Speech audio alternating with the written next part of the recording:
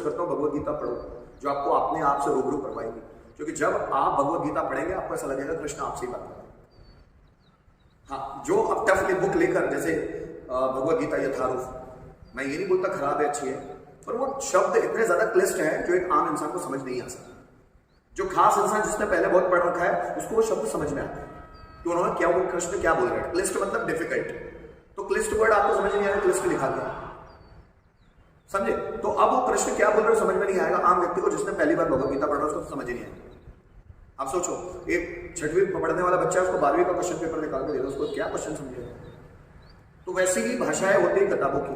तो पहले basic books पढ़कर अपने माइंड को डेवलप करो, जो को डेवलप हो जाए तो टफ बुक्स की ओर जाओ। जैसे आप कभी सिगमंड फ्राइड की बुक्स पढ़ के देखो, साइकोलॉजी समझ ही नहीं आएगी। बहुत सारे लोग मुझे बोलते हैं साइकोलॉजी की कौन सी किताबें पढ़े। फॉरेन के सबसे बड़े साइकोलॉजिस्ट है एडगर जंग और सिगमंड फ्राइड, उनकी बुक्स पढ़ोगे तो समझ में कुछ भी नहीं है। जब मैंने कभी मेरी लाइफ में पहली बार पढ़ी थी तो समझ ही नहीं आई। तो पहले लेवल बढ़ाना पड़ता है। जिस व्यक्ति का लेवल बढ़ गया है वो कैसी भी तरह की किताबें पढ़े, तो उसको उपनिषद कभी उठाकर देखो, बोलना बहुत आसान है, उपनिषद पढ़ो, उपनिषद की बुक्स उठा के देखो, वर्ड समझ ही नहीं आएंगे। अच्छे इंटेलेक्चुअल्स को समझ में नहीं आते, लेकिन जिसने अपना सर खपाया है उन चीजों को समझने में ना, उसको यूं समझना, यूं। लेकिन अगर आप सोच रहे कि मैं समझ लूंगा, पॉसिबल नहीं है। अपने आप को इस भ्रम में मत डालो कि मैं हर चीज समझ लूंगा, हमारी औकात ही नहीं है।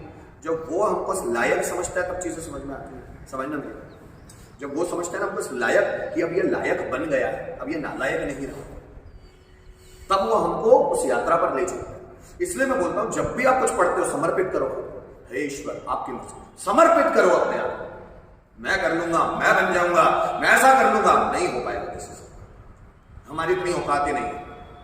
एक वक्त हमको सरेंडर करना ही पड़ेगा। आप पहले दौड़ भाग लो, दौड़ भागने करने के बाद समझ में आएगा कि यार मुझ में इतनी कैपेसिटी नहीं है जितना वो दे सकता है। वो जब एनर्जी डालते हैं ना तो आप थकते ही नहीं, ये समझ ले रहे।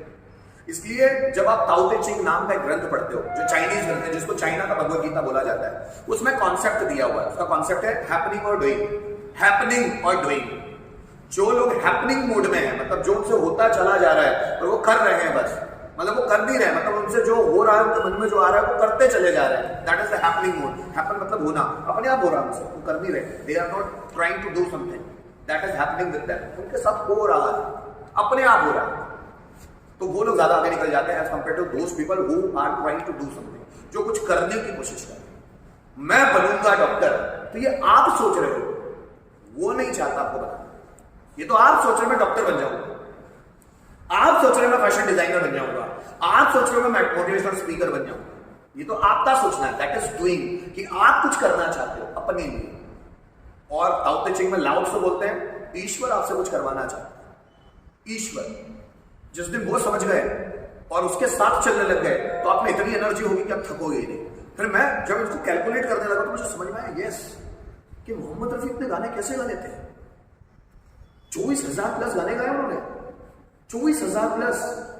कैसे गा सकता है कोई व्यक्ति? असंभव है इतना, कैसे कर सकता है कोई? बुद्ध ने 35 साल लेक्चर दिए, कैसे कोई कर पाएगा ऐसा? इंसान के बस की बात नहीं है।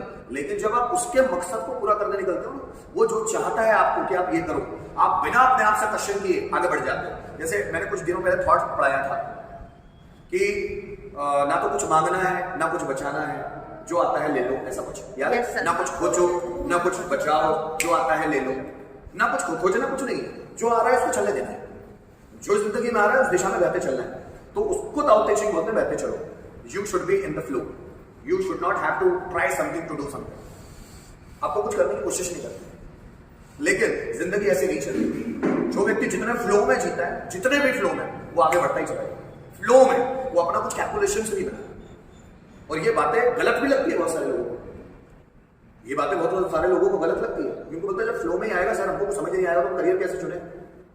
तो जिन लोगों के करियर बन गए हैं, जैसे बहुत टॉप लेवल के लोग, उनसे पूछिए कि उन्होंने डिसाइड किया था क्या वो करने, वो वहां पहुंचे। जितने भी बड़े लोग हैं, that is why I recommend you all that you must read the biographies and autobiographies of the successful and great people, by which you can understand, you can recognise yourself in by which way they reached there. आपको पता चलता है कि किस तरह से वो वहां पहुंचे। एक का भी गोल नहीं है, जितने भी महान लोग, एक भी गोल सेटिंग पर भरोसा नहीं करते, वो तो सिर्फ चल करना शुरू करते हैं, रास्ते मिलते चले जाते हैं। कोई भी चीज वो डिसाइड नहीं करते अपने आप। जितने भी बिलीनियर्स बने उन्होंने सोचा थोड़ा ना कि वो बिलीनियर्स बनेंगे, सोचा ही नहीं, वो तो करते चले गए और कारवा बनता चला गया।